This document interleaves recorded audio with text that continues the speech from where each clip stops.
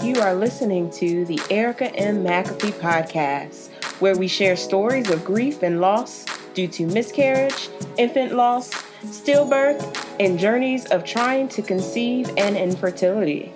Welcome to episode 5 of the Erica M. McAfee podcast. Today's podcast is brought to you by Audible. Get a free audiobook download and 30-day free trial at www.audibletrial.com/Erica. In today's episode, Diana Sims of Forever King, Surviving the Loss of My Unborn Child, shares her story of son King Josiah, who was born still at 36 weeks. In her book, she shares her journey regarding the loss of her son and the miracle that took place after his passing. She simply wants to let other women who have lost children know that there is still light at the end of the tunnel. In this episode, I shared with Diana an aha moment I had when reading her book that led to some tears and some laughs. You will be blessed by Diana and definitely blessed by her book. So welcome, Diana, to the podcast. Thank you. Thank you for having me. Hello, everybody. So let's get started. I'm so excited that you have agreed to share your story. You know, I hate that we're sharing stories of loss, but I know that this can be a blessing to someone. So would you please just tell us about yourself, tell us about your journey, and kind of what inspired you to write a book, your Forever King book based on your son King. Okay, perfect. So my name is, like she said, is Diana Sims, and my journey began actually July 4th of 2014. This was the night before I found out my son was no longer living. I had gone ahead, to finish up shopping for him. And for some reason, and now I know why, I was trying to buy some outfits online with gift cards I got from some of the baby showers. And every time I would hit submit, an error kept coming up. And so I got up, I went to an actual Target. I was waddling around trying to get stuff at the last minute because I felt like he had turned over, my son King, and that I needed to hurry up and finish everything so I could be ready to go to the hospital at any minute. That next morning, I woke up, and usually he would wake me up. But this particular morning, July 5th, I woke up about 8 o'clock and noticed he didn't wake me up. I got up to use the bathroom, and then that's where all hell broke loose. I wiped myself, and I don't mean to be graphic, but I'm just real, and I'm very detailed and transparent, and I saw a puddle of blood. I had previous children, no blood, nothing, no issues at all. And so that immediately alarmed me. I screamed for my husband, and he came, he put me on basketball shorts, and we were on to the hospital. And I got to the hospital along with other kids.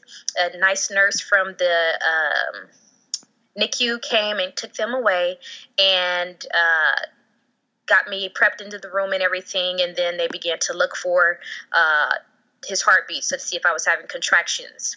And they could not find his heartbeat. And the first nurse said, he's mimicking your heartbeat.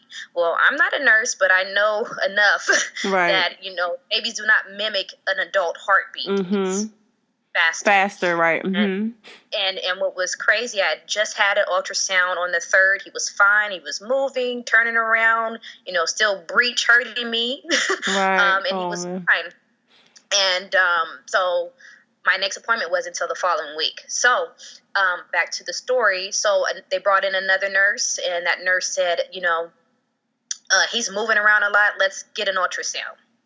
So they got an ultrasound, and this is when I knew something in the bottom of my heart. I knew something wasn't right. The tech began to take a lot of pictures. A lot of pictures. I just remember her clicking that button a lot, and she just kept looking at me. And I asked her, was King still breached? Because when I had the ultrasound 2 days prior, he was still turned up, just elbowing me, doing everything he could to hurt my guts. And so, she said yes, and then she went away. She later came back, brought a heated cover, and put it on me, and I was like, okay, what's going on? Then after that happened, a tech came in to take my blood, saying she needed to get my blood count. I'm like, hey, I'm not having my baby here. This was the closest hospital to my house. I want to go to my own hospital to have the baby with the doctor I've been seeing. Mm-hmm. And so she ended up saying, let me get the doctor. So Right. the on-call doctor came. At this time, my husband had took the kids across the street to get some food. And she let me know that he no longer had a heartbeat. Mm. And I didn't know what to do. I was telling her he was moving. I could see my belly moving. And she was like, no, that's the fluid moving his body around. Mm. And she was just waiting to hear back from my OB doctor to see, what direction they wanted to take to tell me. Mm-hmm. I immediately called my husband. He said he was downstairs put in the car seat. And I'm like, come upstairs now. Mm-hmm. And so he came up. I let him know because I didn't want somebody else to tell him. And he broke down horribly. He just cried. He screamed. He was punching walls. Just all of these. And, it was just a shock because, you have the gender reveal parties. You have the multiple baby showers. Yep. You go on maternity leave and don't expect the next day to be, your baby no longer has a heartbeat. Right. Mm-hmm. And so she asked me, if I wanted to wait until Monday to have the baby with my doctor. And I'm like, I'm not carrying my lifeless son in my body knowing he's not living. Right. And I'm already here. I would rather have him taken out. So Right. they delivered him. And once they were taking him out, because I had a cesarean section, because I had previously had 2 before. Mm-hmm. The nurse, and I'm not the nurse, but the on-call doctor said once, twice, 3 times his cord was wrapped around his neck tightly. Oh my gosh, yes. Mm. And so they pulled him out, and my husband later told me, he was like, I had hope up until, that time when he saw him pull him out of me. He was like, I knew he was gone. There was no way that they were going to bring him back. Mm-hmm. So after I delivered the baby, they brought him back to the room with my husband. By this time, my mom came. And as soon as I was done with my recovery process from having a C-section, they brought me into the room, set me up, and asked me if I wanted to see my son, King. And I didn't know that was possible. Right. They brought King in, and he was beautiful. He just looked like he was sleeping. Mm-hmm. He was 6 pounds, 1 ounces, 19 and a half inches long. Wow. He was my baby. Mm-hmm. And I didn't expect him to, I don't know what I expected, but I wasn't expecting a full baby with, on his limbs and so chunky and just, and I loved him. And, even with me knowing that all this time he was out of my stomach, they pronounced him gone, I prayed and I called out to him, quietly. And I was saying, King, you got to get up. I said, I need you to wake up for me. Mm-hmm. Because I'm a woman of God. I said I've prayed for so many people that couldn't conceive to where they conceived, had babies. People were having issues in their pregnancies that went through. I said, God, if you could do this for people in the Bible, bring their children back to life, I believe that you could do it for me. Right. You're not a respecter of persons. You're my Abba Father. You're my Papa. Mm-hmm. And unfortunately, that didn't happen. Mm-hmm. And he was still gone. And then I had to deal with, being checked out. My baby was still there. They gave me a big pamphlet saying, here's a pamphlet of mortuaries. You're responsible in the state of California to get rid of the remains. Right. You have to bury him or you have to cremate him. Right. And I'm like, okay, I'm going home empty-handed. But at the same time, I know my baby's in this hospital cold. I know he's not living, but he was my baby. Mm-hmm. And now I have to figure out how am I going to come up with money to bury my child. Right. So God blessed me to where, people I worked with previously, my church family and the current employer, they blessed me to where they did a GoFundMe account and my baby's burial was paid for. That's a blessing. That's amazing. Mm-hmm. Medical bills were waived left and right. Right. So many things happened, people were bringing food for my family and just so many things were happening to, while I was feeling numb, God was still performing. Mm-hmm. He was still orchestrating. Mm-hmm. He was still taking care of me. And, I didn't want to go back to my job once my 8 weeks were up because, the baby's no longer living. You don't get the paid family leave and get to stay out, additional time and get paid for it. Mm-hmm. And so I said, God, I cannot go back to the same place. Right. People just saw me there. They had baby showers from there. They saw me throughout my whole pregnancy. I don't want to be asked questions. I don't want to go through this. And so they started opening clinics by my house, and God made it to where something I didn't even qualify for, they picked me for the job. Oh, man, that's amazing. I worked there, and I did that, and then God blessed me on the 1-year anniversary of my son's passing to find out I was pregnant with another child. For you, the listeners of the Erica and McAfee podcast, Audible is offering a free audiobook download with a free 30-day trial to give you the opportunity to check out their service. Audible has over 180,000 titles to choose from for your iPhone, Android, Kindle, or MP3 player. Personally, I recommend John Gray's new book, I Am Number 8, or Sarah Jakes Roberts' new book, Don't Settle for Safe. Both are great inspirational books to help keep you going and just to remind you that you are not alone on this journey and that God has not forsaken you. To download your free audiobook, go to www.audibletrial.com/Erica. That is www.audibletrial.com/ERICA for your free audiobook. Wow. And So let's talk about that. Let's talk about your trying again journey. So were you and your husband actively trying for another baby, or are you just kind of like, as the Lord leads, as he blesses, it comes? So I had actually had, I think it was a depot shot, and I said, okay, they said it would take about 7 months for this to wear off. Okay, I'm not going to try anything. And then, when that time comes, okay, I'll be good enough to do that. Mm-hmm. Well, that wasn't even a month later, and I was pregnant. Oh, wow. Oh, my goodness. God did orchestrate that.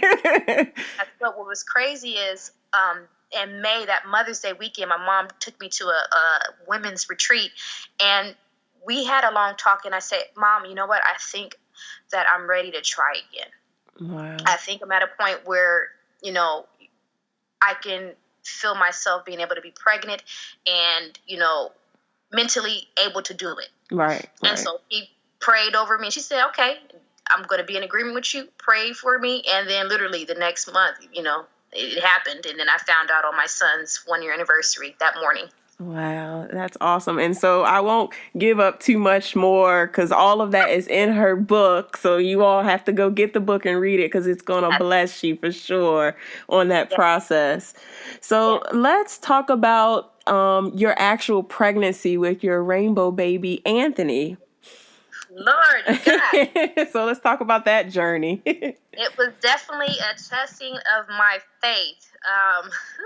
Because, I said, when the time I found out I was pregnant, I said, God, I thank you for this pregnancy, but I need you to be with me in this pregnancy. And I asked him, I said, God, I cannot go through what I just went through before. Because immediately the devil came in and was like, hey, this is going to happen just like it happened to King.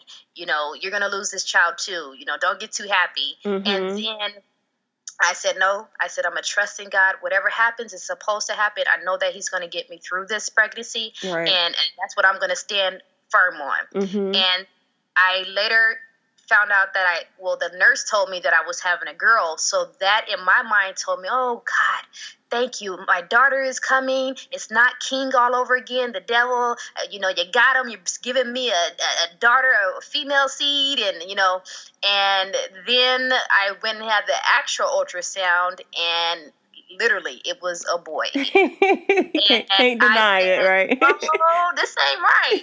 No. She told me it was a girl, mm-hmm. and I had her name picked out and everything. They were like, no, I said, I see it. I see him. And I cried because I said, you know what? I can't go through this again. Right. I don't want this to be King again. Mm-hmm. And so my husband was like, the baby is healthy. Diana, what's wrong? And I had to explain to him, all the things I was going through.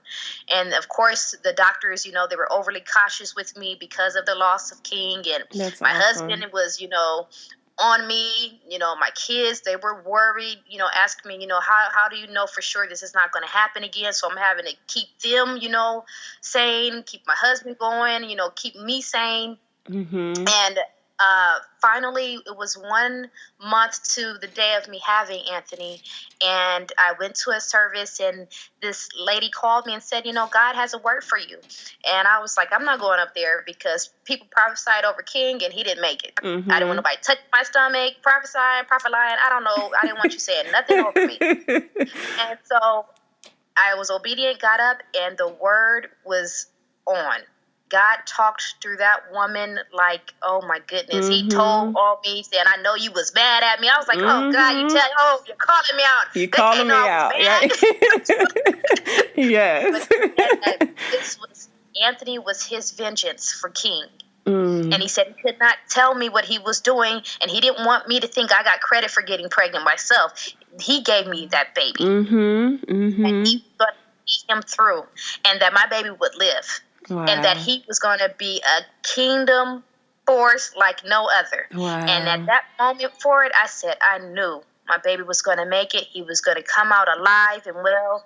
And on February 17th, 2016, that happened. That's amazing. That's amazing. I love your rainbow baby story. But like I said, we'll say you have to fill in all the gaps when you all go and read her book. So I loved your book, as you can tell. I mean, I shed a few tears. One of my favorite stories and that stood out to me was when I guess you question God, why did this happen to me? And then you and your husband press your way to church. And your pastor, I guess, brought you up onto the pulpit and in front of the church and kind of spoke a word over you. Oh my God, that testimony! I mean, it was like it was hitting me. Like you wrote it, but in speaking it, that spoke right to me. It spoke right to me. I was just like, oh my goodness, everything that that your pastor was saying spoke right to me, and it just made me shed some tears. So I was just like, that is exactly how I felt. And exactly, even now, years, 5 years after my son passed away, I needed to hear that. So if you all go get the book, you'll understand what I'm saying. But one of the other things that I loved about your book is just how you broke it down. You did go into a lot of details about your story, your journey through the loss of King and then having your rainbow baby, Anthony. But then you also give some really great strategies for Christian women on what they need to do if they're grieving, the importance of prayer, studying the Word of God, and then just being able to experience joy. How did you get to that point? Did you go through any grief counseling or any therapy along the journey to be able to get to that point of joy in your grief journey? Yeah, I definitely sought counseling. No one's exempt from pain, and no one is exempt from going to a counselor. I don't care what people say, the stigma, oh, you're crazy. Yeah, well, I was crazy. I lost my son. I held my lifeless son in my body, and I was going to seek some outside attention. Right. And it was very needed because for some odd reason, you could talk to a third party you have no clue, that know nothing about you, and you can just spill everything out to them and not feel judged and not feel like they're going to tell everybody, even though I told on myself. Obviously, I wrote a book. You did write a book. But it helped me. And I also I found a foundation. They were called the Miss Foundation Group. And it was a group of parents, and both men and women were invited. Okay. And is that a national group, or is that something locally in California? It is national? Okay, so I'll look that up and I'll put that in the show notes so people can look that up. Yeah. Okay. They're definitely national, and it helped me a lot as well. And just, instead of me just sulking, I got in the Word more like never before. I began to pray more. I got books on prayer. I got, all kind of stuff happened, and a dear friend I met sent me a book called Jesus Calling, the devotional. And I began to read that every day. And it started to help me increase my faith again. Yeah. Because because you lost children. It's something to lose someone so innocent. Not even a chance. I didn't even get a chance to see my son's eyes. Yeah, I know. I got that feeling too. Yeah, I didn't even get to see his eyes. I wanted to see see, I prayed, and I ain't trying to be spooky, but God, in a dream, I want to see his eyes. I need you to, I don't know, take me back to that point in my dream and just have him open his eyes. I didn't get to hear him cry. I didn't get to hear any of things. I carried my son. I didn't get to have that, but I was able to bless people with clothes. I was able to do a lot with what I had for my son.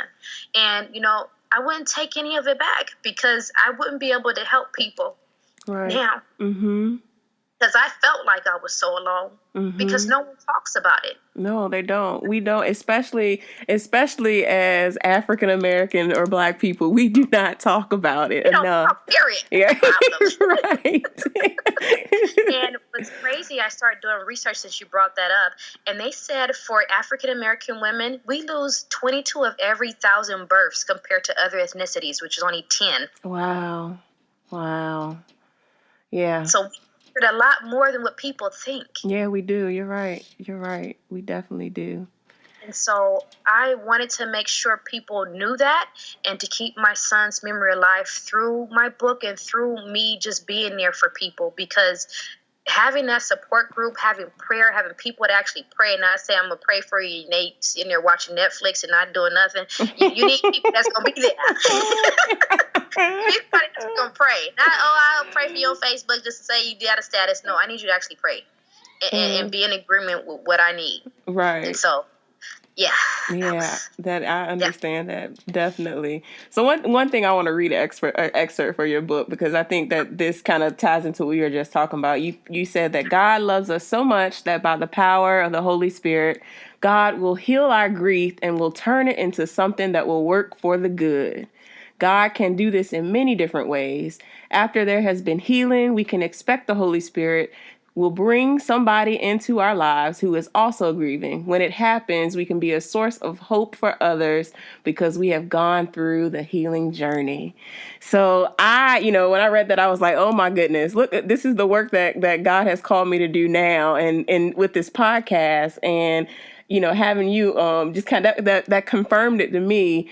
But for other people that are out there, what encouraging words can you give to the moms that are out there that have lost a baby? Just to know that, maybe, in hindsight, someone, even though you've had a loss, someone else may be on that journey and that you will be right there to comfort them. So what other encouraging words can you give to moms out there? I would say, and I always repeat this, you are definitely not alone. Do not give up, because there is something waiting for you. And, for some people, unfortunately, it may not be another child, but it could be something being birthed from your child that you lost, such as a nonprofit, or just you run into someone that has that same experience as you. Continue to live, press through it. I say this with all of my heart. Press through your pain into your purpose. When you begin to press past what you are currently feeling and going through and looking at what is supposed to happen to you ahead, you are still living. There's purpose in you. Right. Seek God for it and trust that your future and your present that He has given you will be much better than what you've gone through. Amen. He will never leave. Yes. Amen. That's awesome. So lastly, what's the best way we can support one another after losing a baby? Not just for the moms who are listening to the show who have lost children, but for friends and family members and coworkers. How can they support those moms and those families who have experienced loss? Definitely be careful with what you say. I know it means well, and it could be, sometimes it just comes out, but definitely tell them you're sorry for the loss. Just be there to listen. Be there to listen. Don't give no religious advice. Don't try and say nothing you read. Be there for them, because when they're ready to open up, they will do it. And just love on them and just hug them. Hugs are always wonderful. And especially if someone has recently lost a child, definitely, lend your gift if you have a gift of cooking. If not, go to the store and get some food. Right. Just be there, right? Be there, provide dinner, lunch, breakfast, whatever it is, volunteer, time if you're close to them enough to, clean up so that they can, grieve with their family. Right. And they have so many keepsakes that they have for people now. I know some, website, they only allow the person that actually lost a child to buy them, but they have all kind of things, necklaces, bracelets, they have books, they have devotionals. Just be there. That's the best advice I can give. Be there and listen. Awesome. So is there anything else that you would like to share about your book that I haven't covered already? Because I don't want to give out too much because I want people to actually go and purchase it and support you.